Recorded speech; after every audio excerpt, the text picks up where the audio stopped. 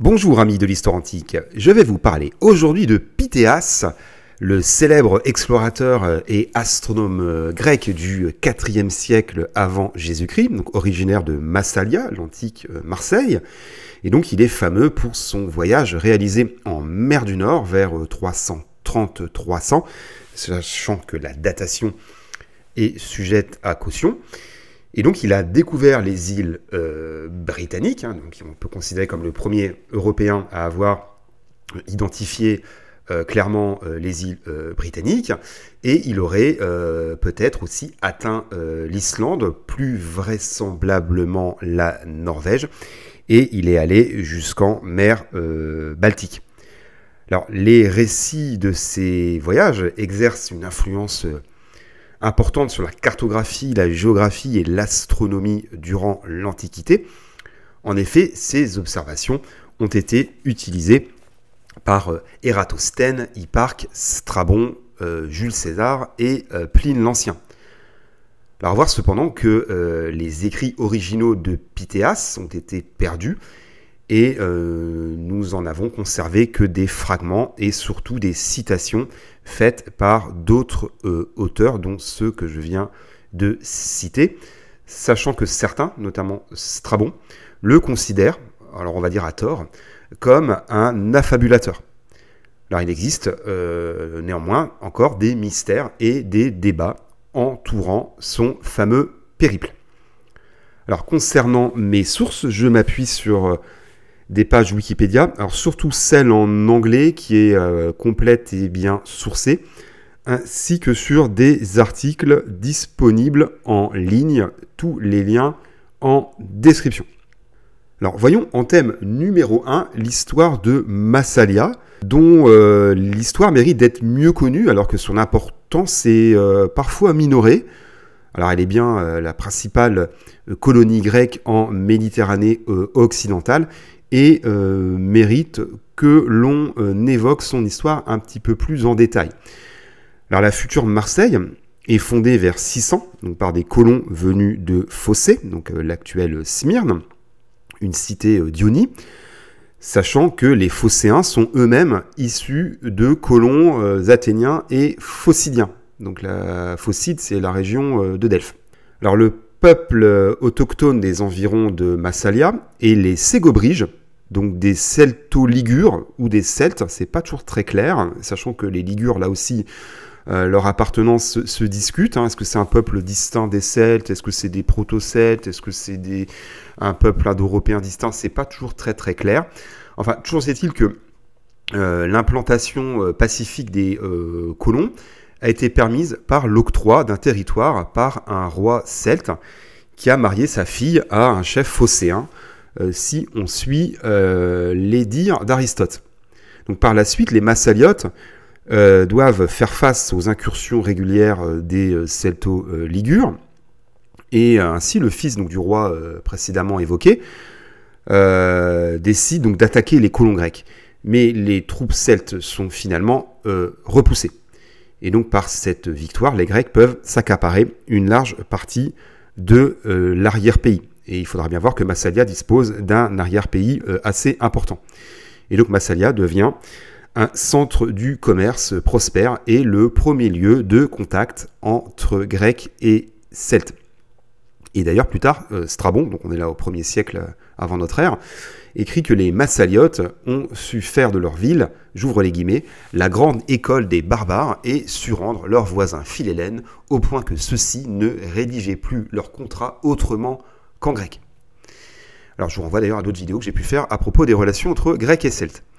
Alors les Massaliotes ont fondé d'autres colonies comme les futurs Nice, Agde, Antibes et Monaco, et établissent même un comptoir en Catalogne. Et donc à l'époque, ils échangent des produits grecs et étrusques, comme la céramique, les textiles et les vins, donc avec les Celtes bien sûr, mais aussi avec les Ligures et les Ibères. Alors des itinéraires commerciaux pénètrent en profondeur dans les régions occupées par les Celtes et sont jalonnés de relais constitués par les oppidum celtes. Alors les Celtes commencent par frapper d'ailleurs leur propre monnaie en imitant les monnaies massaliotes. Alors à voir que la prise de Phocée donc, par les Perses en 546, donc au moment de l'expansion perse en Ionie, entraîne le départ d'un nombre important des Phocéens vers ces colonies. Et ce soudain élan transforme Massalia, qui devient une grande cité. Alors, à voir aussi qu'en 565, les Massaliotes, qui d'ailleurs s'adonnent à la piraterie, fondent en Corse un comptoir qui s'appelle Alalia. Et ce comptoir menace, on dirait, le commerce étrusque et carthaginois. Et donc vers 540, les Massaliotes entrent en guerre donc, contre les Étrusques pour la domination des mers autour de la Corse et de la mer Tyrrhénienne. Et donc les Massaliotes sont battus de justesse par une coalition réunissant les Étrusques ainsi que les Carthaginois, donc au large d'Alalia. Alors, c'est une bataille très indécise, mais les Massaliotes doivent abandonner leurs prétentions en Corse.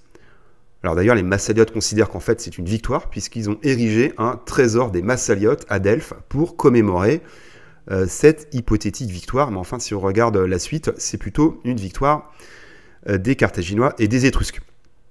Alors les conflits avec les Carthaginois perdurent tout au long du 5e siècle. Et donc les Massaliotes vont se tourner vers les Romains, avec lesquels ils forment une alliance durable. Et donc en 389, une alliance sur un pied d'égalité est conclue entre Massalia et Rome, après que les Massaliotes ont généreusement participé au paiement du tribut, on dirait de la rançon, versée aux Celtes lors de la prise de la ville, donc par Brennos, l'année précédente. Je vous renvoie au fameux Vae Victis, malheur aux vaincus. Et donc les Romains doivent beaucoup aux Massaliotes et en récompense, ils leur octroient beaucoup de privilèges et la possibilité de commercer à Rome sans payer de taxes. Et donc cette alliance va perdurer plusieurs siècles et Massalia va conserver une forme d'indépendance jusqu'en 49 avant Jésus-Christ, bien que vivant sous une forme de protectorat romain. Alors à voir aussi que les Massaliotes profitent de la défaite des Carthaginois en Sicile contre Syracuse en 480 et de la défaite des Étrusques en 474, donc face là aussi aux Syracusains. Et donc pendant près de 60 ans, les navires Massaliotes peuvent sillonner tranquillement la mer Tyrrhénienne avant que les tensions ne reprennent avec les Carthaginois à la fin du siècle, dans le contexte, bien sûr, des guerres puniques.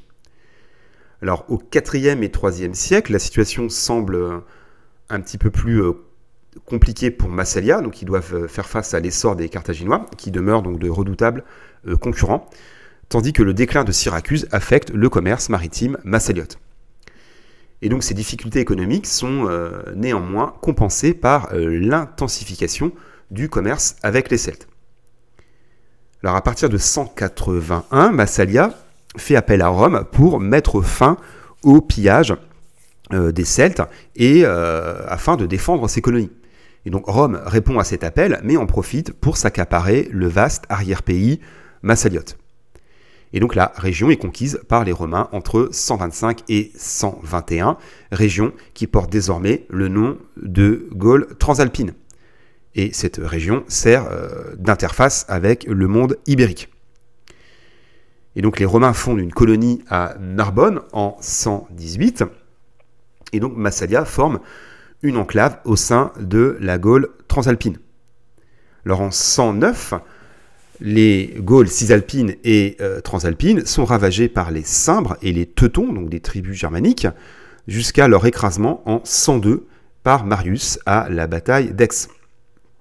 Donc par la suite, Massalia refuse de prendre parti dans le conflit entre Pompée et Jules César, mais la cité décide d'accueillir la flotte de Pompée et donc est vue comme une ennemie par César.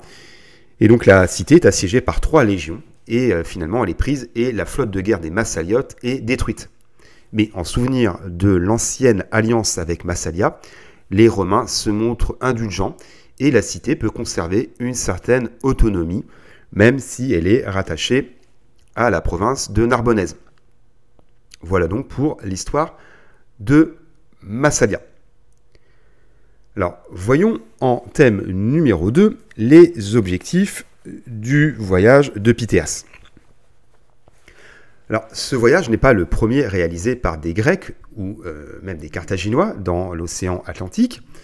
Ainsi, avant Pythéas, un autre navigateur massaliote s'est distingué, qui s'appelle Euthyménès, au VIe siècle. Alors, son périple dans l'Atlantique Sud, ce que les Grecs appelaient la mer extérieure, est réalisé en fait le long des côtes africaines, mais il reste assez mal connu puisqu'un seul fragment de son récit a été conservé. Là en fait, il dépasse les colonnes d'Hercule, donc le détroit de Gibraltar, et longe le rivage africain jusqu'à l'embouchure d'un grand fleuve qui, selon lui, abrite, j'ouvre les guillemets, des monstres aquatiques à peu près semblables aux crocodiles et hippopotames qui vivent dans le Nil. Alors les anciens ont longtemps cru que ce fleuve était le Nil, mais il est généralement identifié au fleuve Sénégal. Alors à cette même époque, Carthage mène également des voyages d'exploration dans l'Atlantique, comme le périple d'Hannon, qui le conduit sur la côte occidentale de l'Afrique, et selon certains historiens, cette expédition aurait même atteint l'actuel Gabon, donc une latitude proche de l'équateur, alors qu'en fait, selon d'autres historiens, il n'aurait pas dépassé le sud du Maroc. Alors le récit d'Hannon a été perdu, et la seule source concernant ce voyage est en fait un récit grec appelé le périple d'Hannon, qui est la traduction d'une inscription en phénicien du temple de Baal Ammon à Carthage. Donc c'est ainsi que les Massaliotes ont voulu, à leur tour, lancer des voyages lointains vers l'Atlantique. Alors le voyage de Pythéas vers l'Europe du Nord a d'abord une visée commerciale et ensuite scientifique.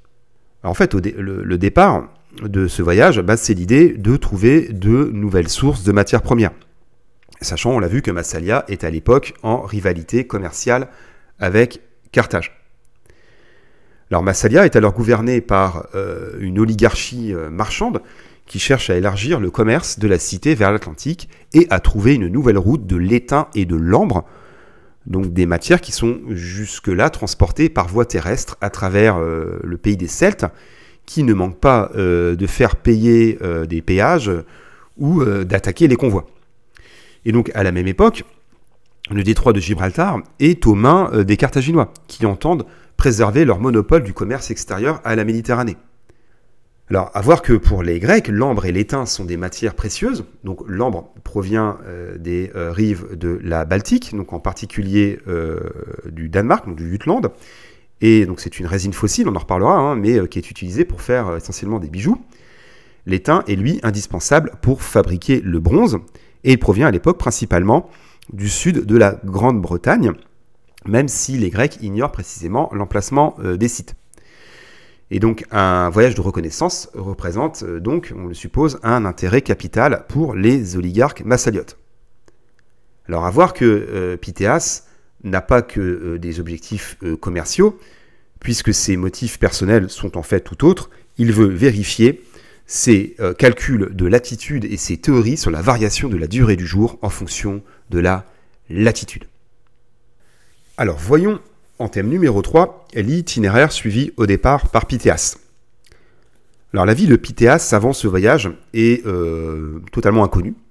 Alors Polybe écrit qu'il est en fait un simple particulier sans fortune.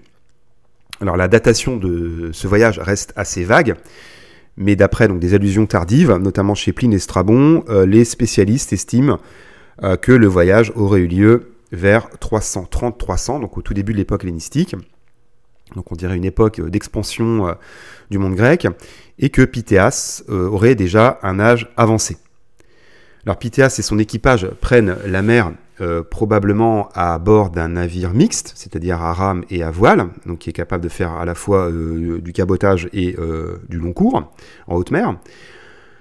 Alors certains chercheurs penchent pour peut-être plusieurs bateaux, un ou deux bateaux, alors peut-être des trières, donc à 3 rangs, ou peut-être des pentécontors, donc des navires un peu plus petits, qui sont déplacés par une cinquantaine de rameurs. Alors, Pythéas n'a pas forcément été le pilote de ce navire, comme on le présente souvent, parce que les sources ne stipulent en fait jamais qu'il a été navigateur. Il parle d'un explorateur ou d'un astronome, donc il n'est pas forcément un marin ou un navigateur. Donc là, les avis, là aussi, sont assez divergents. Alors, selon une thèse minoritaire, il aurait même pu en fait n'avoir été que le passager de bateaux de commerce et de pêche, car effectivement, comme je viens de le dire, aucune source antique ne le qualifie explicitement de navigateur ou de pilote. Alors, il y a plusieurs versions quant au départ de son voyage, mais la version majoritaire avance. Donc, il longe d'abord la côte d'Ibérie, donc d'Espagne, donc qui est alors jalonnée de comptoirs phocéens et carthaginois, et qu'après 12 jours de navigation, il atteint les colonnes d'Héraclès, donc qui sont bloquées par les Carthaginois. Alors, en effet, les Carthaginois ferment le détroit de Gibraltar à tous les navires d'autres nations.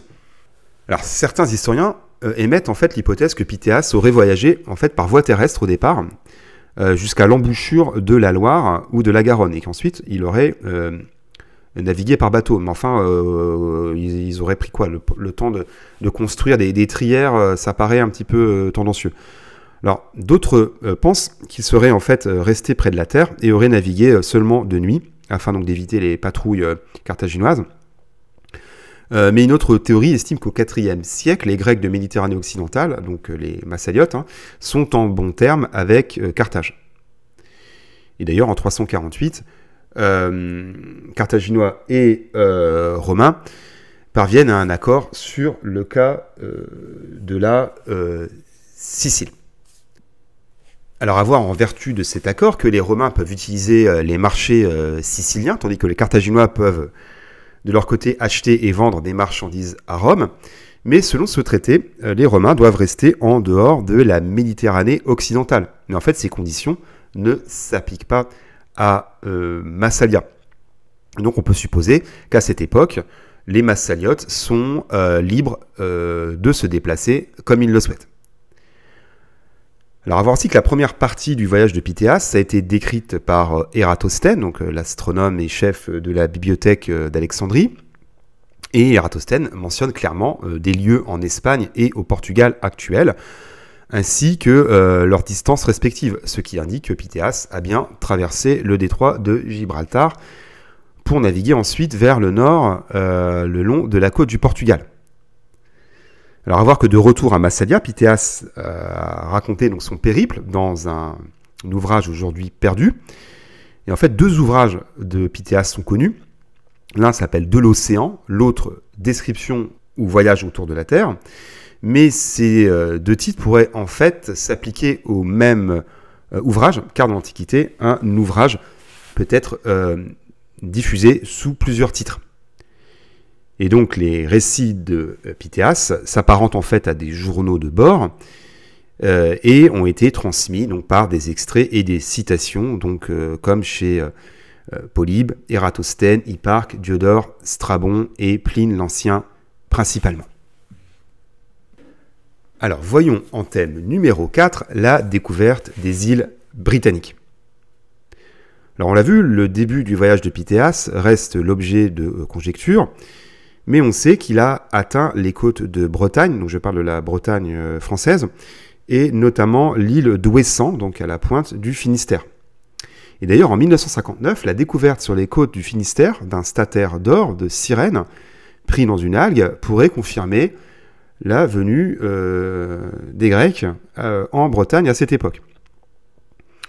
Puisque la monnaie, en fait, fait partie d'une série qui a été frappée vers 322-313. Alors Pythéas mentionne l'existence de nombreuses îles au large de la Bretagne et il poursuit ensuite son voyage vers les côtes de Grande-Bretagne. Alors Pythéas est le premier marin méditerranéen connu à avoir atteint les îles britanniques. Donc on peut dire qu'il est le découvreur, en tout cas du côté grec, on dira, des îles britanniques. Alors Strabon rapporte que Pythéas a même fait le tour de la Grande-Bretagne et que selon lui, l'île a une forme triangulaire caractéristique. Alors en utilisant les données tirées de Diodore, on obtient un temps de navigation de 42 jours pour réaliser ce tour de Bretagne, donc en tout cas de la Grande-Bretagne, ce qui paraît plausible. Alors il faut donc bien voir que la première en fait, utilisation écrite connue du nom Bretagne est en fait une translittération grecque d'un terme en proto-celtique, donc qui se dit britanniqué en grec. Et que donc à la suite de Pythéas, les savants et géographes grecs vont employer ce terme qui deviendra la Bretagne. Et donc les historiens pensent effectivement que ce mot est apparu dans le récit de Pythéas, même si les traces existantes du mot sont beaucoup plus tardives, donc chez Diodore, Strabon et Pline l'Ancien. Alors Pythéas évoque les donc, Bretons de Bretagne, mais aussi les Calédoniens d'Écosse, donc une région qu'il appelle Orcas, et qui donnera plus tard leur nom aux Orcades actuelles. Alors à voir que les Bretons ou Britons sont un peuple celtique, donc installé en Grande-Bretagne actuelle, depuis au moins le IVe siècle, donc qui est évidemment bien sûr divisé en plusieurs tribus. Et donc ces Bretons parlent des langues ancêtres du gallois et du breton. Et donc ils sont attaqués par Jules César en 54 et complètement soumis par les Romains sous Claude. Alors quant aux Calédoniens, ils sont un peuple en fait pré-celtique, apparenté aux Pictes. Alors l'origine est pas clairement établie, peut-être germanique. Alors certains auteurs anciens parlent d'origine scythique, mais ça paraît assez fantaisiste. Mais en tout cas, les Pictes, bien connus pour leur peinture de guerre, donc ce qui a donné leur nom, Pictes comme pictural, ne sont pas des Celtes, comme on le croit souvent.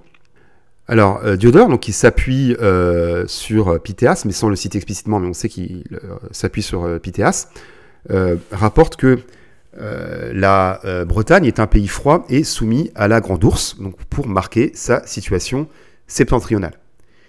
Et donc la population indigène, nombreuse, vit dans des chaumières, stocke son grain dans des caches souterraines et fait cuire du pain. Et donc ils possèdent des manières frustres et sont gouvernés par des princes qui vivent en paix les uns avec les autres. Et leurs guerriers combattent sur des chars, comme le faisaient les Grecs du temps de la guerre de Troie. Alors voyons en thème numéro 5 le voyage vers le Grand Nord, vers Thulé et la Baltique. Alors Thulé est un nom passé à la postérité, bon, parfois pour le pire, sachant que c'était repris par des sociétés plus ou moins ésotériques à tendance racialiste et nazie. Mais en tout cas, donc, Thulé est le nom donné par Pythéas à une île qu'il présente comme la dernière de l'archipel britannique. Alors le terme peut désigner au Moyen-Âge, donc sur les cartes, l'Islande, le Groenland, voire des îles tout à fait hypothétiques qui auraient été peuplées d'hyperboréens. Donc il y a une part de mythe, évidemment, derrière Thulé. Alors d'après Strabon, Pythéas indique que Thulé se situe à 6 jours de navigation depuis la Grande-Bretagne, près d'une mer gelée. Et Pline ajoute qu'il n'y a pas de nuit au milieu de l'été, ce qui confirme qu'elle se trouve à des latitudes proches du cercle polaire. Alors concernant sa localisation, une divergence dans les données a causé des problèmes aux géographes antiques, sachant que la longitude est manquante à l'époque.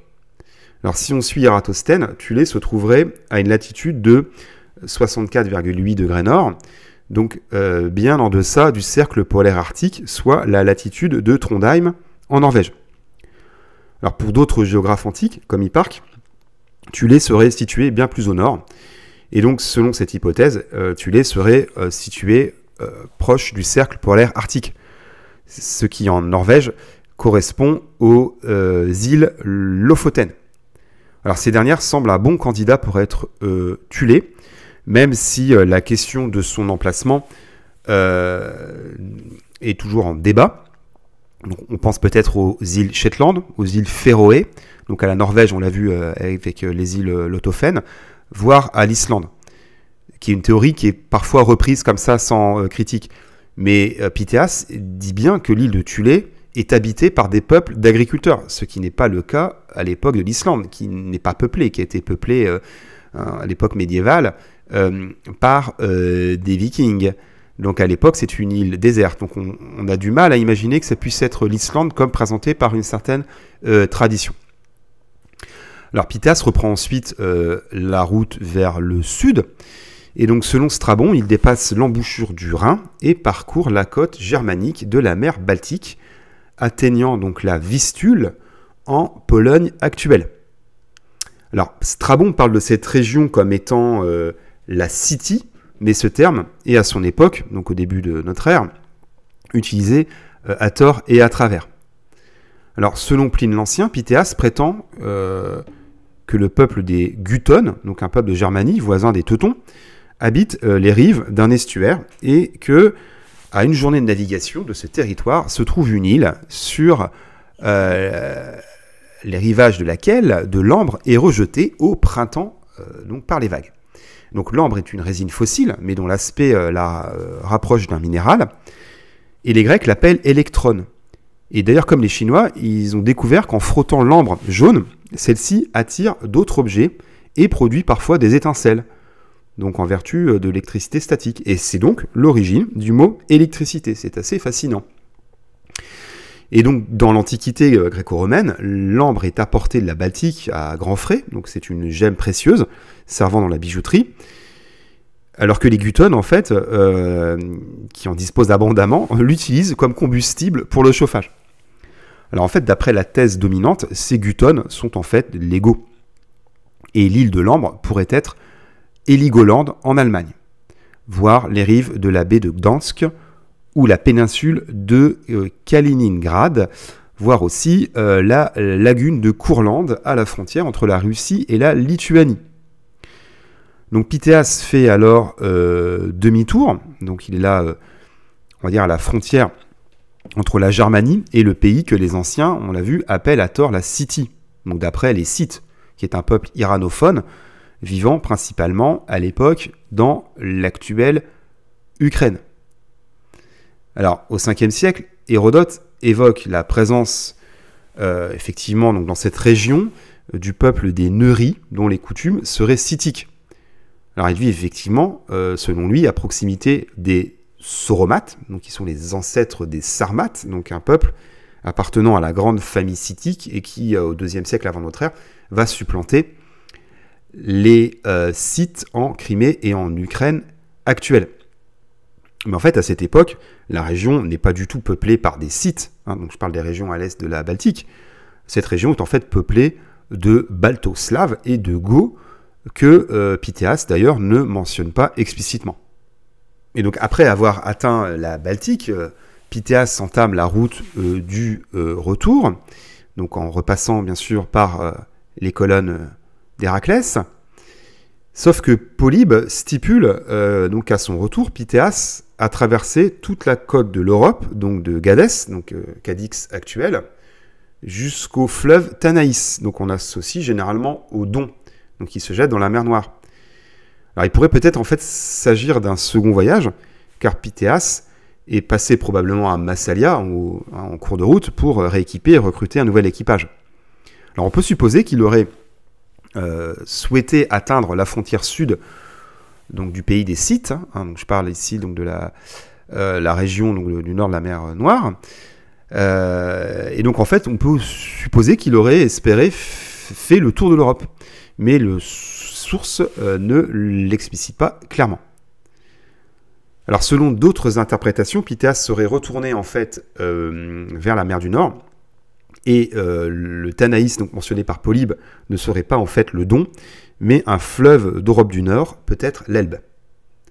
Alors, en tout cas, l'histoire ne dit pas ce qu'il advint de Pythéas après son retour à Marseille. On ne sait pas, en effet, s'il a vraiment repris la mer. Toujours est-il que son entreprise commerciale a en fait échoué. La route qu'il a découverte ne fut pas exploitée après lui, sans doute à cause de la pression des Carthaginois, et sans doute aussi parce que la route terrestre à travers le pays des Celtes semble plus sûre à mesure de la stabilisation politique des Celtes. Voyons au thème numéro 6, les découvertes scientifiques. Alors Pythéas met surtout à profit son périple pour étudier de nombreux phénomènes, et notamment en premier lieu les marées océaniques, alors inconnues en Méditerranée. Alors, il avance aussi que la Terre est sphérique et que les marées sont causées donc, par l'influence de la Lune sur les océans, après avoir observé le synchronisme des marées avec les phases de la Lune. Alors on ignore s'il s'agit d'une découverte de Pythéas ou s'il a acquis cette connaissance auprès des autochtones. Il est en tout cas le premier grec à expliquer ce phénomène des marées dans ses écrits. Alors Pythéas, c'est d'abord un astronome. Pour se repérer, il se réfère à des latitudes en utilisant un gnomon, donc qui est un appareil, on dira, qui permet de visualiser par son ombre les déplacements du Soleil sur la voûte céleste.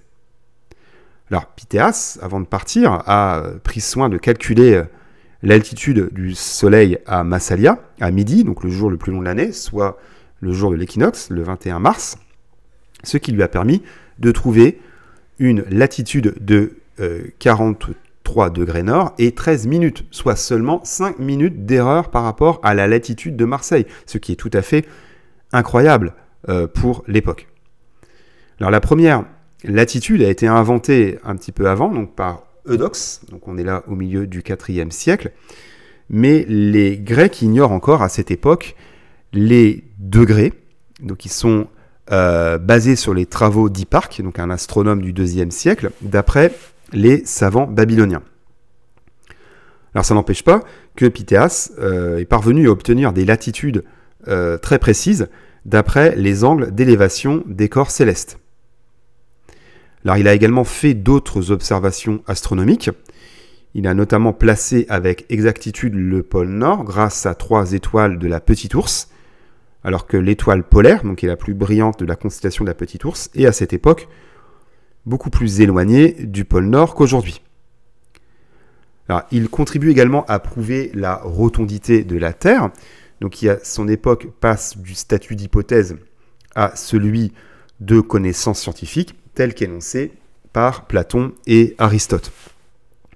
Alors au 7e siècle, Pythagore a déjà conclu à la rotondité de la Terre en voyant, lors d'une éclipse, l'ombre projetée de la Terre sur la Lune. Alors Pythéas profite de son voyage pour vérifier toutes ces théories. C'est donc, avec lui, la première application à grande échelle des mathématiques à la géographie. Alors, il confirme également la rotondité de la Terre en mesurant les durées des jours et des nuits. En effet, en naviguant vers le nord, il note que la hauteur du Soleil au-dessus de l'horizon diminue au fur et à mesure qu'on se rapproche des régions polaires. Et donc ce phénomène est une preuve directe de la courbure de la Terre. De plus, il observe le phénomène des jours plus longs en été et plus courts en hiver à des latitudes élevées, ce qui est également compatible avec une Terre sphérique. En tout cas sphéroïde, parce que la Terre n'est pas une sphère à proprement parler. Alors, il observe enfin la variation de la position des étoiles et des constellations dans le ciel selon la latitude, ce qui n'est explicable que si la Terre est ronde. Et donc toutes ces observations, donc basées sur des principes géométriques simples, ont permis à Pythéas de fournir des preuves empiriques en faveur de la rotondité de la Terre. Alors à voir qu'à son époque, la géométrie de la sphère en mouvement est déjà assez avancée, comme en témoigne l'usage de la sphère armillaire, qu'on retrouve plus tard dans la bibliothèque d'Alexandrie. Alors à voir pour autant que les Grecs ignorent que la Terre tourne sur elle-même. Alors Pythéas décrit enfin le paysage en s'approchant du cercle polaire et tous les phénomènes qui en découlent, et il évoque notamment un mélange qui n'est ni eau ni terre et précise que l'on peut ni naviguer au travers ni avancer dessus. Alors il s'agit en fait plutôt du phénomène, non pas de la banquise qu'on rencontre beaucoup plus au nord, mais du phénomène de glace en crêpe, donc qui est connu dans la Baltique, qui est un phénomène, on va dire, préalable à la formation de la banquise. Alors il étudie également les éclipses de lune et les aurores boréales, et il s'intéresse également à l'ethnologie. Il décrit par exemple les mœurs des Celtes d'Armorique, des Britons de Bretagne, des Calédoniens d'Écosse et des Goths des rives de la Baltique. En guise de conclusion, le voyage de Pythéas, on peut dire, est une véritable révolution dans la géographie et l'astronomie. Pour autant, Strabon et Polybe le considèrent comme un affabulateur. Et pour eux, il est inconcevable que des terres soient habitées au-delà de l'Irlande dans des régions aussi froides. Mais les témoignages de son périple, et surtout ses observations astronomiques très précises, sont prises au sérieux par d'autres savants antiques, comme Ératosthène ou Hipparque, et au fil du temps, ces récits sont apparus tout à fait crédibles, et plus personne de nos jours ne remet en doute la réalité du voyage de Pythéas en mer du Nord et dans la Baltique. Et ce voyage se révèle l'une des aventures les plus fascinantes de l'Antiquité. Explorateur audacieux et observateur rigoureux, il défie les limites géographiques et scientifiques de son temps, ouvrant la voie à une meilleure compréhension des régions septentrionales encore inconnues des Grecs. Et les découvertes ultérieures ont confirmé la véracité de la plupart de ces observations. Pythéas est donc un pionnier de l'astronomie et de la géographie et laisse une empreinte durable sur l'histoire de l'exploration. Et en fait, il est redécouvert à la Renaissance à travers les écrits de Strabon. Aujourd'hui, les navigateurs, astronomes, historiens et géographes reconnaissent l'immense valeur de ce grand explorateur. Et d'ailleurs, plusieurs cratères lunaires portent son nom. Alors, il est bien évidemment honoré à Marseille, donc par des statues, des plaques commémoratives et des noms de rues. Et Pythéas s'avère en réalité en avance sur son temps, car il comprend que par-delà l'immensité de l'océan, en fait, Pythéas s'avère en avance sur son temps, car il comprend que par-delà l'immensité de l'océan, il existe des terres inconnues. Puisqu'en calculant la courbure de ce qu'il appelle l'Europe, il conçoit une sphère au rayon extrêmement grand par rapport au monde connu des Grecs. Et donc cette immensité de la Terre est confirmée au IIIe siècle avant notre ère par Ératosthène, qui détermine avec une précision incroyable la circonférence de la Terre. Finalement, nous laisserons le dernier mot à Winston Churchill, qui appelle Pythéas le Christophe Colomb des contrées nordiques. Ainsi se termine cette vidéo, j'espère qu'elle vous a intéressé. Je vous remercie pour vos likes, vos commentaires et vos abonnements, et je vous dis à bientôt pour de nouvelles découvertes.